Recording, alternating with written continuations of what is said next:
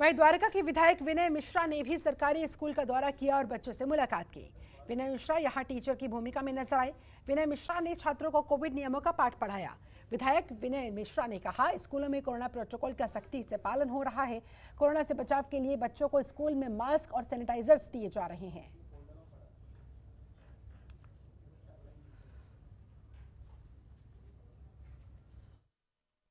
देखिए, बच्चों में बहुत खुशी है, बहुत एक्साइटमेंट है। 9th और 11th का खुला है आज, इससे पहले 10th और 12th का खुला था। बट हमारी कोशिश है कि इस एक्साइटमेंट को बरकरार रखना, बच्चों को जाके जागरूक करना। वैसे आजकल सारे बच्चे बहुत एक्साइटेड भी हैं और साथ साथ सबको जानकारी भी है क्या SOPs फॉलो करने हैं। बट हमारी कोशिश ये है कि थोड़ा सा और उसे पुश करना, और बाकी जो बच्चे नहीं आए हैं उनके पेरेंट्स को से बात करके, इनके माध्यम से, इनके क्लासमेट से बात करके, ताकि वो भी आएँ। और अब जब स्कूल खुल गए हैं तो जो एजुकेशन सिस्टम है हमारे दिल्ली का, उसका फ़ायदा लें। कोविड को लेके बहुत ध्यान से व्यवस्था रखी गई है स्कूल के अंदर में, और सैनिटाइज़र का भी प्रबंध हर क्लासरूम में किया गया है। और सब बच्चे को मास्क के साथ में अंदर भेजा गया है। जो बच्चा मास्क नहीं लेके आया उसको मास्क प्रोवाइड किया गया है। और पेरेंट्स को भी हम आगे ये एडवाइस दे रहे हैं कि जो बच्चे को आप भेज रहे हैं स्कूल के लिए, तो उनको साथ में सैनिटाइज और मास्क के साथ भेजिए। वहीं ऑयल मार्केटिंग कंपनियों ने फिर से पेट्रोल डीजल के दाम में बढ़ोतरी कर दी है। दिल्ली में पेट्रोल डीजल कल के मुकाबले 30 पैसे ज्यादा महंगा हो गया। इस नई बढ़ोतरी के साथ दिल्ली में पेट्रोल 86 रुपया 95 पैसा प्रति लीटर के एक नए हाई रिकॉर्ड पर पहुंच गया है। हमारे संवाददाता संदीप भाटी ने पेट्रोल पंप पर पहुंचकर लोगों से बातचीत की, यह जानने की कोशिश की कि महंगाई की मार से उनकी जेब पर क्या असर पड़ रहा है और वो इससे कैसे डील कर रहे हैं। देखिए। पेट्रोल डीजल के दामों में एक बार फिर से बढ़ोतरी हो चुकी है। अगर आज की बात कर लें तो आज जो है पेट्रोल डीजल के दामों में लगभग 30 पैसों की बढ़ोतरी हुई है। अभी के मैं अगर आपको रेट दिखाऊं तो सामने हमारे जो है ये डीजल के दाम है। डीजल के जो दाम है अभी 77 रुपये 13 पैसे हैं। तो वहीं पेट्रोल के जो दाम है दिल्ली के अंदर वो 86 रुपये 95 पैसे हैं। वहीं इससे पहले गुरुवार को भी पेट्रोल और डीजल के दामों में बढ़ोतरी हुई थी। लगभग 35 पैसे जो है डीजल और पेट्रोल के दाम बढ़ाए गए थे। लगातार जो ये बढ़ोतरी हो रही है, इसका जो असर है लोगों की जेबों पर पहुंच रहा है। आपको बता दूं कि तमाम जो लोग हैं उनका कहीं ना कहीं ये कहना है कि जो पेट्रोल डीजल के दाम लगातार बढ़ रहे हैं, इससे काफ़ी ज़्यादा परेशानियां जो हैं लोगों को हो रही है। आपको बता दूं कि जो नया साल स्टार्ट हुआ उसके मुताबिक डेली जो है पेट्रोल डीजल के दाम बढ़ रहे हैं। अभी तक लगभग 3 रुपये जो बढ़ोतरी है पेट्रोल और डीजल के दामों में देखी जा रही है। आम लोग हमारे साथ मौजूद हैं। सर, पेट्रोल और डीजल के दाम लगातार बढ़ रहे हैं, आज भी अपने रिकॉर्ड स्तर पर है, इससे आपके ऊपर कितना असर पड़ रहा है? असर पड़ रहा है, काम नहीं है, कितनी दिक्कतें हो रही बेरोजगारी है ज़्यादा, काम नहीं है, असर तो पड़ ही रहा है।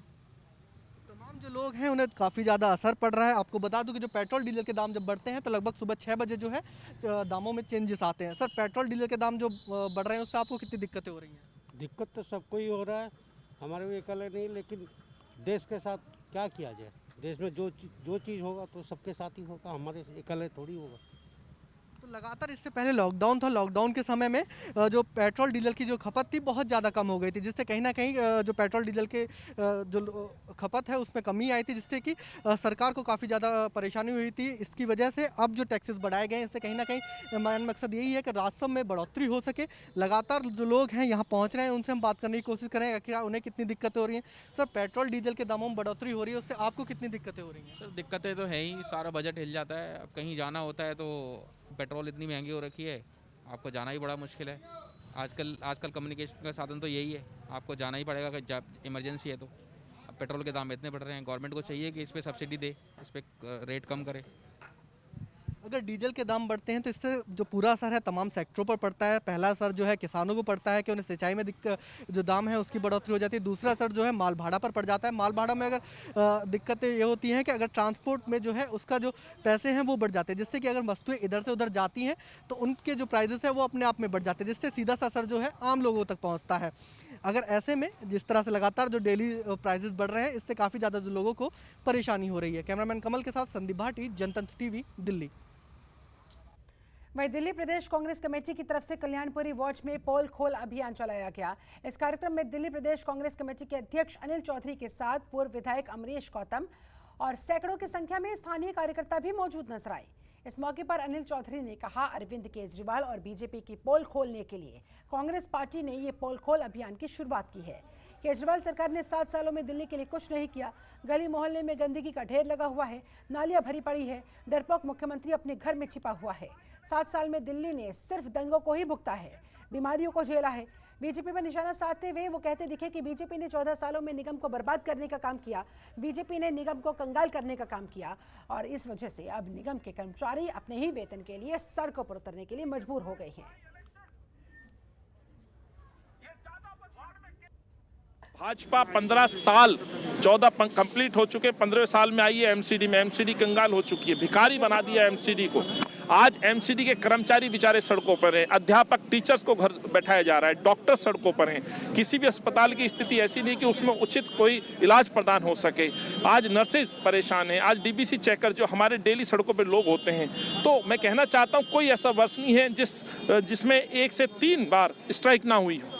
केजरीवाल आरोप लगाते हैं भ्रष्टाचार का, बीजेपी आरोप लगाती है केजरीवाल पे भ्रष्टाचार का। मैं कहना चाहता हूं सरकार में बैठे हैं, क्यों जांच एजेंसियों पे आप चिट्ठी नहीं लिखते? सड़कों पर आप पोस्टर लगा करके एक दूसरे को आरोप लगाते हो, जनता को भटकाने का काम करते हो। उसी की पोल खोलने आज हम ये त्रिलोकपुरी वार्ड में पहुंचे हैं। वहीं ईस्ट दिल्ली में निगम के कर्मचारियों की हड़ताल के बाद दिल्ली की सड़कें कूड़े से पटी हुई नजर आ रही है। चारों तरफ कूड़े का अंबार लगा हुआ है।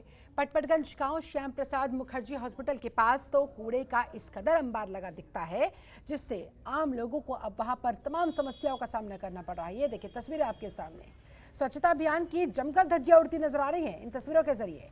यहाँ के लोगों का कहना है दिल्ली सरकार और एमसीडी के बीच ये जो जंग चल रही है उसका खामियाजा लोगों को भुगतना पड़ रहा है। निगम कहता है दिल्ली सरकार उसको फंड नहीं देती, जबकि दिल्ली सरकार का दावा है उसने निगमों को करोड़ों रुपया दे दिया है। ऐसे में सवाल ये है कि आखिरकार फिर पैसा गया तो गया कहाँ? आखिर सरकार बनाम एमसीडी की इस जंग में दिल्ली वालों को कब तक तंग किया जाता रहेगा?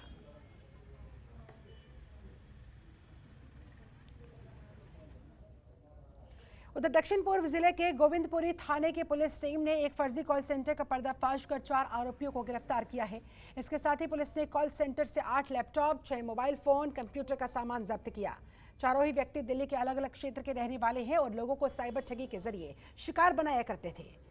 दक्षिण पूर्व जिले के डीसीपी आरपी मीणा ने बताया पीएस गोविंदपुरी में एक गुप्त सूचना मिली थी कि तुगलकाबाद एक्सटेंशन दिल्ली में एक अवैध कॉल सेंटर चलाया जा रहा है जो अमेरिकी नागरिक के साथ बड़े पैमाने पर साइबर धोखाधड़ी में शामिल है।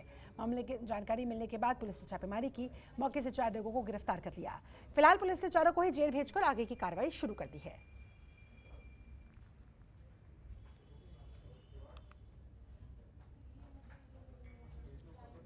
वहीं दिल्ली के स्पेशल सेल की टीम ने मेवाती गिरोह के एक सदस्य शाहिद को गिरफ्तार किया है। इसके साथ ही आरोपी के कब्जे से स्पेशल सेल की टीम ने 6 कारतूस, 4 खाली गोले के साथ पिस्टल भी बरामद की।